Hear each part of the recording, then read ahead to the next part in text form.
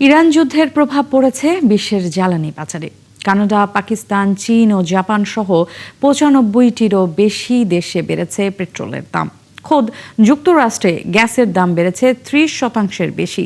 তবে সরকারি নীতি ও ভর্তুকি দিয়ে এখনও জ্বালানির দাম বাড়ানো হয়নি বাংলাদেশ ও ভারতে। বাংলাদেশের অনেক পাম্পে পর্যাপ্ত জ্বালানি তেল না থাকায় ঘন্টার পর ঘন্টা অপেক্ষায় থাকতে হচ্ছে ক্রেতাদের। বিস্তারিত থাকছে সুশান্ত সিনহার প্রতিবেদনে। ইরানে ২৮ ফেব্রুয়ারি ইসরায়েল ও আমেরিকার যৌথ হামলার দিন বিশ্ববাজারে প্রতি ব্যারেল ক্রুড জ্বালানি তেলের মূল্য ছিল $৭০ থেকে $৭২। বর্তমানে তা বিক্রি হচ্ছে $১১০ বেশি। এক মাসের কম সময়ে জ্বালানি তেলের মূল্য বেড়েছে প্রায় ৫০%। হুট করে চাহিদা বৃদ্ধি নয়, সরবরাহ ব্যবস্থা মারাত্মকভাবে ব্যাহত হবার কারণেই এই মূল্যবৃদ্ধি।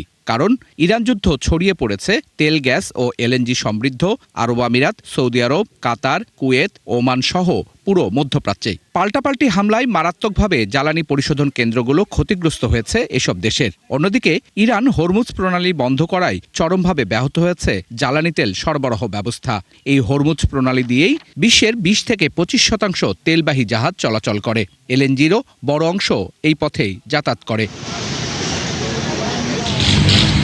এবার জানাবো বৈশ্বিক পরিস্থিতি। যুদ্ধের প্রভাবে গত এক মাসে অস্ট্রেলিয়ায় পেট্রোলের মূল্য বৃদ্ধি হয়েছে ৪২%। ক্রুড অয়েলের দাম বৃদ্ধিতে খোদ যুক্তরাষ্ট্রে গ্যাসোলিনের দাম বেড়েছে ৩০%, শ্রীলঙ্কায় বেড়েছে ৩৩%, কানাডায় পেট্রোলের মূল্য বৃদ্ধি হয়েছে 25%, পাকিস্তানে 24% আর চীনে 23%, আর জাপানে বেড়েছে 20% দাম। ইরান যুদ্ধের কারণে যুক্তরাজ্য ও নেপালেও জ্বালানি তেলের মূল্য বেড়েছে প্রায় 10%-এর কাছাকাছি। তবে ব্যতিক্রম ভারত ও বাংলাদেশ। ইরান যুদ্ধের কারণে কম বেশি ৯৫টি দেশে মূল্যবৃদ্ধি হলেও সরকারি ভর্তুকির কারণে কোনো ধরনের জ্বালানি তেলের দাম বাড়ায়নি এই দুই দেশের সরকার। তবে বাংলাদেশের পাম্পগুলোতে তেলের সরবরাহ ঘাটতি রয়েছে। এতে অনেক পাম্প বন্ধ হয়েছে তেল সরবরাহ না থাকায়। যেসব পাম্পে তেল মিলেছে সেখানেও অপেক্ষা করতে হচ্ছে ঘন্টার পর ঘন্টা।